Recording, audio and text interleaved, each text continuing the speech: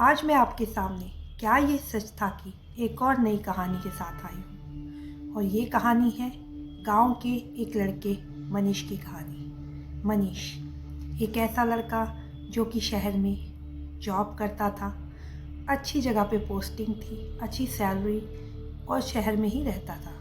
परंतु कुछ दिन के लिए वो छुट्टी पे अपने गांव गया, और जब वो अपने गांव गया तो उसके साथ घटी कुछ ऐसी घटना जिसे सुनकर आपके भी रोंगटे खड़े हो जाएंगे। उसके साथ कुछ ऐसा हुआ जिसने कि उसे अपनी ज़िंदगी की उलझनों में और भी ज़्यादा उलझा दिया। तो आइए सुने उसके साथ क्या होता है।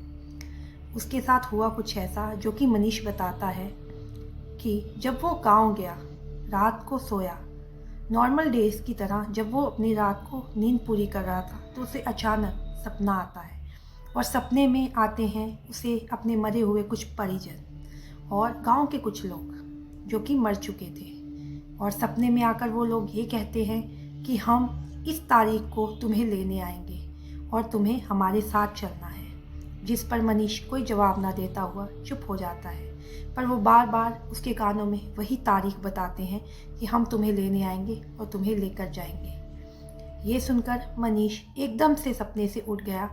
मनीष ने अपने परिवार के सामने इस कहानी का जिक्र किया कि उसे सपने में कुछ ऐसा दिखाई दिया। उसका परिवार जैसे डर से सिहर सा गया था।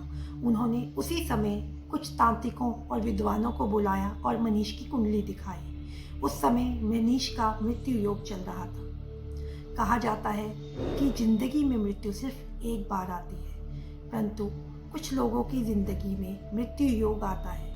मृत्यु योग एक ऐसा योग है कि जिस समय में उनकी मृत्यु हो सकती है, परंतु तांत्रिक और विद्वान कुंडली देखकर उसका उपाय करते हैं, जिसके बाद कि ये मृत्यु को टाला जा सकता है। बस फिर क्या था, मनीष के लिए एक खास पूजा रखवाई गई। वो उस ही तारीख में रखी गई जो कि तारीख उन मरे हुए लोगों ने, प्रेतों ने उसे दी थी कि हम इस दिन आकर आपको अपने साथ ले जाएंगे।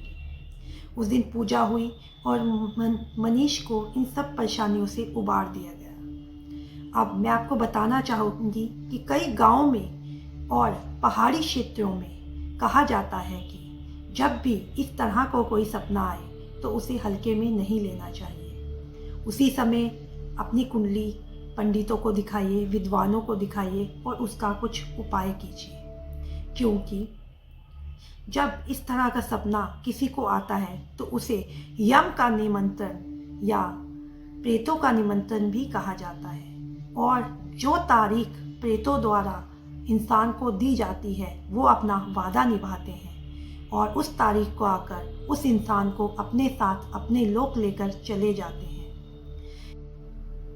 देश के अलग अलग भागों में और खासकर पहाड़ों में आज भी इसके लिए कई पूजाएं और रिचुअल्स किए जाते हैं, क्योंकि कहा जाता है कि जिस दिन ये प्रेतों की रात या ये जम नवाला होता है, उस दिन प्रेत और जम के दूत जो हैं उस व्यक्ति को जिसको इन्होंने तारीख दी होती है उसे लेने के लिए ज़रूर आते हैं। तो उस दिन तांत्रिक उसे अपनी गोद में उठाकर अपनी तंत्र विद्या से मृत्यु से बचाते हैं और उसकी मृत्यु की उस घड़ी को टाल देते हैं। उसे उस रात सोने नहीं दिया जाता, पूरी रात पूजा पाठ किया जाता है ताकि जो भी बुरी शक्तियां हैं उस व्यक्ति के करीब ना आ सकें और उस व्यक्ति की मृत्यु को टाला जा सके।